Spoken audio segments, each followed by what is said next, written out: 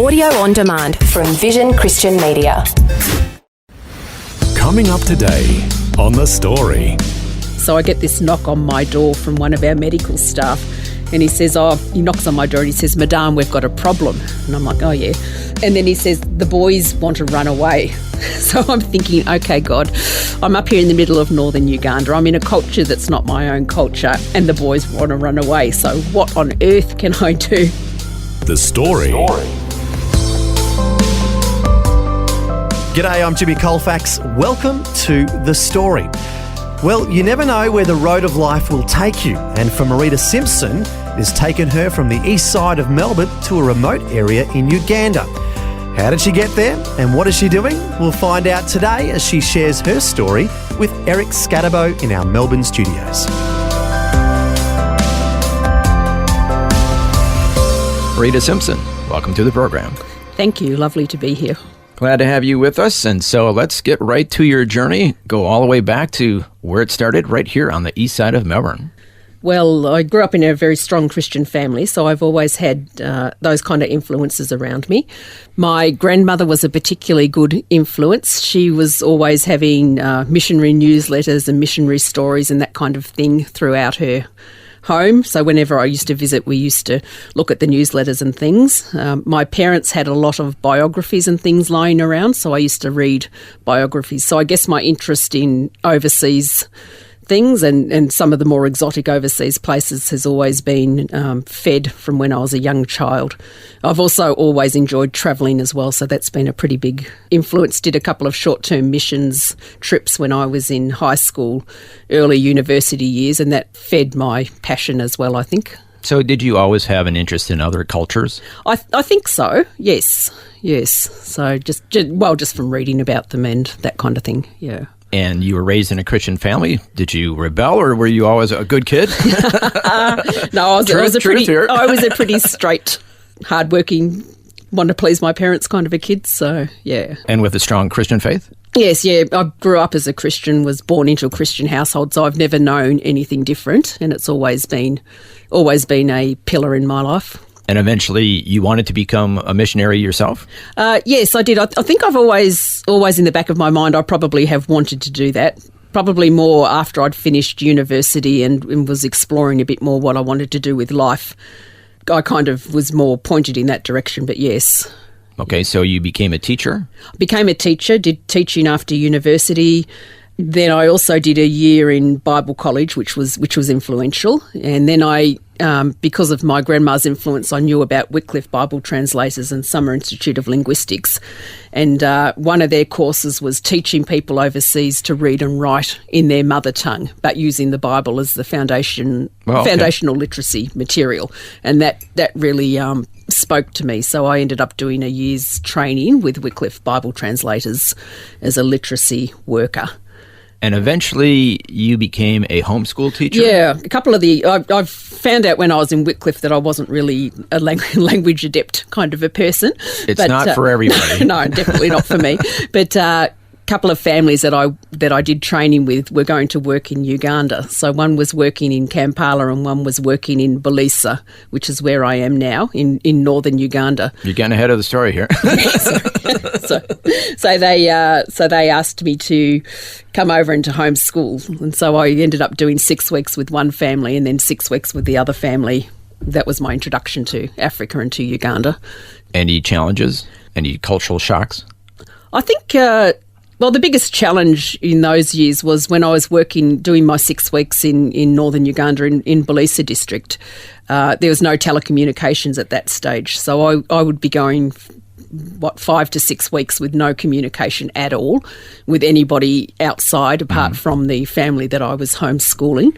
And so I used to find that after about 4 weeks it was really beginning to stress me a bit, and then I really missed the contact from home.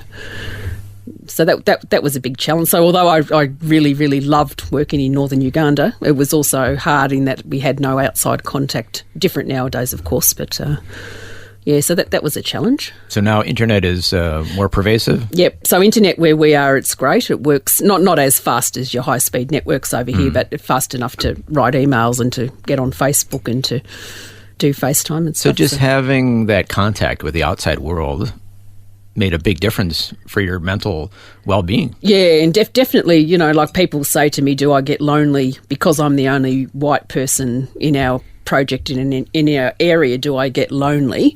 That probably, would be a question I would have. Yeah. so no, not really. I do. I miss family and I miss the day-to-day contact, but because of the internet, I can have instant communication. Like I can send them an email and have an answer back within 10 minutes, or if my family's around, I can get on the Messenger or FaceTime and we can actually have, if the network's good, we can actually have a video conversation and things. So. That reminds me, I posted on Facebook that I watched a movie about Uganda. Yep. And you said we just watched that movie last night. Yes. And that was while you were there. Yes. In the remote area of Uganda. Yes. Oh, okay. Well, so you're connected. Yeah. So we're connected, and so technology is not a huge problem. It's a problem if the power goes out or the network goes off, but yeah. Okay, so you did the homeschooling of two different families for a year, and then you worked for a few other organizations? Yes, yeah. And I understand that there was some war activities while you were there? Yes, in my when I finished homeschooling, I always knew that I wanted to work with national children, and so I got involved with another organisation that was working in Kampala and in northern Uganda. And they sent me up to northern Uganda to help oversee their project in their school in a district in northern Uganda. And at that time, the Coney War, which was a civil war that was happening in the area, had died down a bit, so it was peaceful. But after I'd been up there, I think it was only about 4 months, all of a sudden the fighting broke out again. So that was a very interesting experience and a very interesting time in my life. Now, you knew when you went there that there was a possibility that the war could start up again? Well, we knew it had been going on, but it had actually been quiet for about 3 or 4 years. But then what happened is, I'm not quite sure of the reasons, but it just suddenly flared up again. And I remember quite clearly one day we were up there and we saw some smoke coming from just up the road, and it turned out that some of Coney's soldiers had actually bombed a car that was travelling with a number of passengers. A ute had actually bombed this ute and killed, I think it was about 12 passengers, killed them. Wow. So that literally happened about a kilometre up the road, and that was the start of the renewal of the fighting and the bad situation that was happening up there at the time, yeah. Were you afraid? I wasn't, because and I believe it was God. I always felt like I was in a bubble of protection, if I can explain it like that. So although all of this stuff was happening around me and we had fighting happening at night time and things, where I was living, I was in a room that was between two containers and concrete, and we also had soldiers guarding outside the door. So personally I was safe, but this was happening around us. I wasn't allowed to travel, of course, but it was certainly impacting our staff and students and impacting the people and the around boys. us. Yeah, had this occasion one night. Now, what happens is, because of the way that Coney used to come along, or Coney's soldiers used to come along, they would abduct the boys and train them into be child soldiers, or just kill them, or they would come along and set fire to the huts and that kind of thing. Our boys were very, very afraid, and what they used to do was run into the bush and hide into the bush at night time, or hide up in the trees. And so one night after it had just started again, and I was up at this project and I was the one that was responsible, so I was the leader, I get this knock on. Everybody had to be in their beds by 7 o'clock because of the rebel activity and things. So I get this knock on my door from one of our medical staff, and he knocks on my door and he says, "Madame, we've got a problem." And I'm like, "Oh yeah."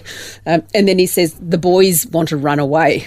So I'm thinking, okay, God, I'm up here in the middle of northern Uganda. I'm in a culture that's not my own culture, and the boys want to run away. So what on earth? And who could blame them based on everything you just said? Yeah. So what on earth can I do?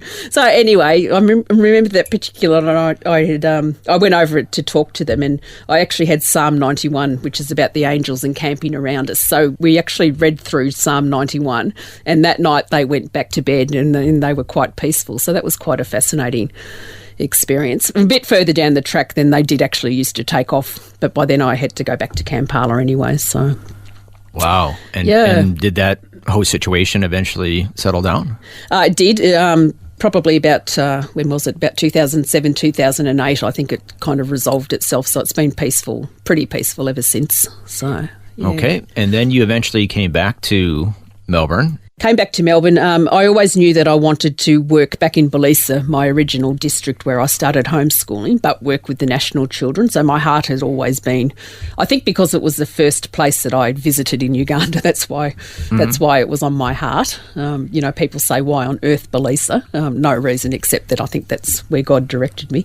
It's a very poor area. Very poor area, very dusty, very scrubby, very remote. But that's where my heart's there.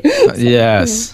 So yes, so knowing that I wanted to come back and work with national children, I thought I need to upgrade my education. So I came back and actually did a master's in early childhood because I wanted to start a nursery school, and to me that seemed like the next best step to get that qualification, which is what I did. Now, for most of us, just living and working and doing ministry in a foreign country or a developing country is challenge enough. Yes. You decided to take it the next level up and actually start your own ministry. Yes. Yeah. By yourself. Yes, well, kind of by myself, but I've always had people who were interested in what I was doing and kind of supporting me. Yes, so back here in Australia, when I said that I would like to go back and start my own work in Belisa with national children, church has been fantastic. Pastor Graham has been very supportive, and I had a team friends from church who've always been interested in my overseas work, who formed our first board. And then over in Uganda, a couple of people that I used to work with in Uganda in other organisations joined, and we made our first board in Uganda, and they're still with us, and they've always been incredibly supportive.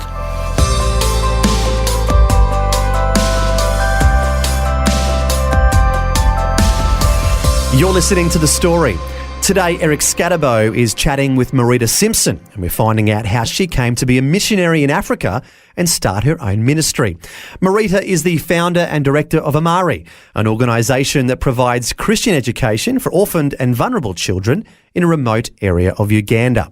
Next, we'll hear about some of the challenges Marita faced as a single lady starting a ministry in that society. Also, we'll learn how she came to adopt her Ugandan son. That and more when we return.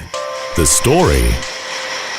If this program has highlighted something you'd like prayer for, we'd love to pray for you. Call 1-800-PRAY-FOR-ME. That's 1-800-772-936. It's a free call. Or text 0401 132 888. You're listening to The Story. Today, Eric Scatterbo is chatting with Marita Simpson, the founder and director of Amari, a Christian school for orphaned and vulnerable children located in northwestern Uganda. Before the break, we heard how Marita's love for teaching and travel led her overseas and to starting her own ministry. Next, Marita shares some of the challenges she faces as a single lady leading a ministry in Ugandan society. Now, starting an organization that ministers to and educates orphaned and vulnerable children, that's challenging anywhere. But in Uganda, there are some unique challenges. Is that right?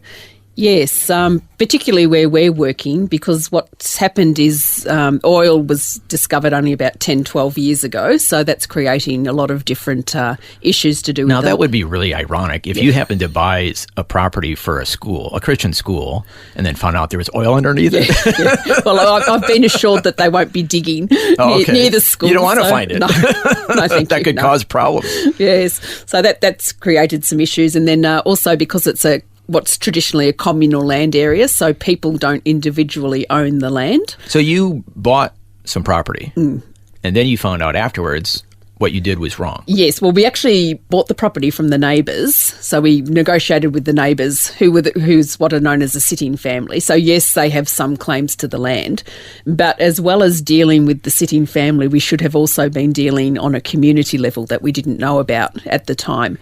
So you don't just get the property from the people who own it. No. You have to get it from the community as well. From the community has to give their approval.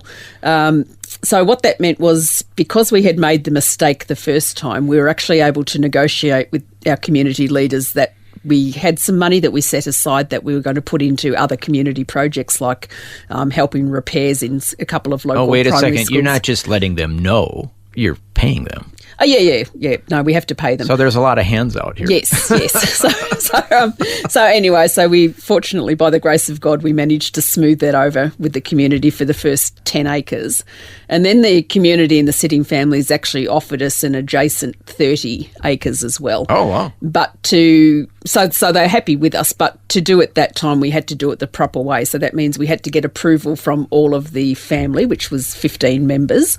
And then we also had to get approval from the community. And that involved a meeting of about 1,000 people. And then it came down to 200 1,000 people? I think it was about 1,000 had to be involved in. Just to buy this chunk of land? Because it was the community land and the number of villages around had to give approval. So that had to be, radio announcements. And then there was another meeting, and then it came down to 200 of the village leaders, and then it came down to 15 of the village elected leadership had to sign off on their approval. So we had to go through this whole level of community approval to go ahead and purchase the land. Well, I guess now that I'm thinking about it, this was going to have an impact on the community. Yes, yeah. So it makes sense that the community would have some say-so. Yes, yeah. And definitely because we're working in a community-focused society, that also plays out, of course, too. So, and we're a kind of a unique group. There's no other organisations doing what we're doing in Belisa, so it was new.